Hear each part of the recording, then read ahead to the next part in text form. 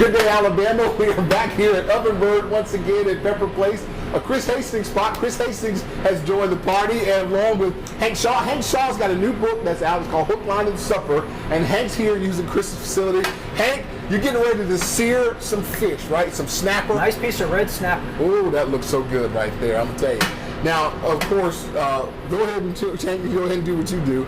Now, everything tastes better with butter and oil, right, Chris? Oh, yeah, that's for sure. No question about that. Now, Chris, here at Ovenbird, you guys wouldn't normally be searing fish, would you?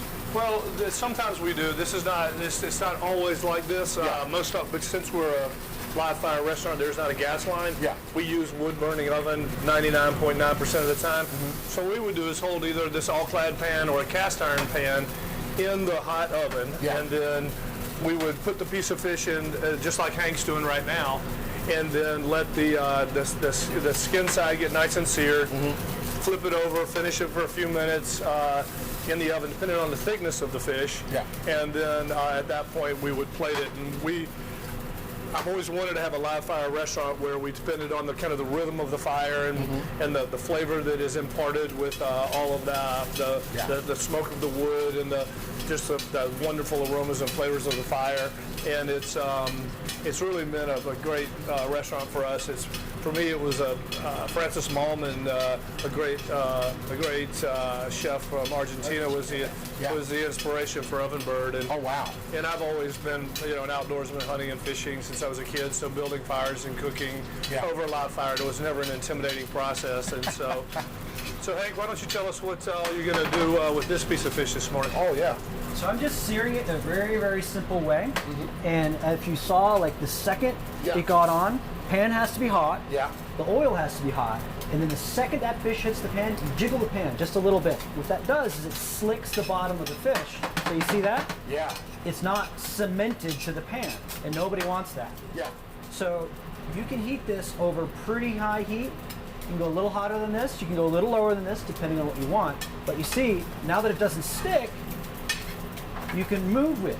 Yeah. And then the only thing that gets So what's the temperature that you should cook that on if you're searing? medium hot. Medium hot, okay. Like it should sound like bacon is frying. Oh, there you go. That's a good analogy there.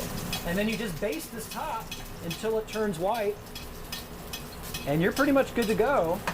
And you wait until you see just a little bit of brown on the outside of it. And that way you know the skin's nice and crispy. Yeah. It's not going to stick. And then this is grapeseed oil. It's a very high smoke point oil, so that it doesn't smoke all that easily. So when you're ready, you turn that heat down. You add the second greatest fat in the world, bacon fat being the best.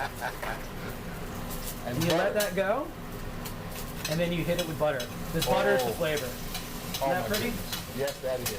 Everything tastes better with butter, right? Yeah, that's classic fish sautéing technique. Yeah. And you'll notice that the butter's also browning just a little bit. Right. That's bringing a little nuttiness to the party. Yeah.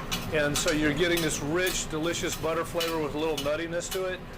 And this is a classic technique, and Hank's got it down to absolute perfection.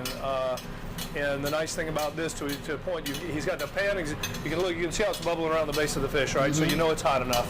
So you know you're getting nice hot butter on the top. So there's plenty of heat coming up from the bottom, and with the heat from the butter and the oil, it's going to be perfectly cooked when the process is over. Yeah. And really, then it's up to Hank or any chef at home on what they want to do with the fish.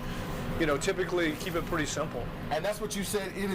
It should be. You put the butter in last, right? Yes. Right when it's about done. That's right, because you want the high temperature grapeseed oil for the original searing. Then the flavor comes in. The butter comes in last of the flavor, brings all that wonderful deliciousness.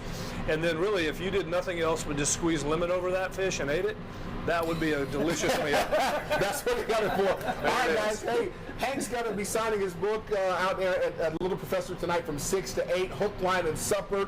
These are all the kind of dishes, but if you definitely want to come and try some fish when Hank's not in town, then come to Ovenbird, right, Chris? Yeah. There you go. It's going to be over a wood grill, right? Y'all here at Ovenbird. Ovenbird. That's what I'm saying. Hot and hot, too. There you go. Y'all support Hank in his cookbook. It's a fabulous cookbook. He's a great author. Book number 5. Okay. Yeah.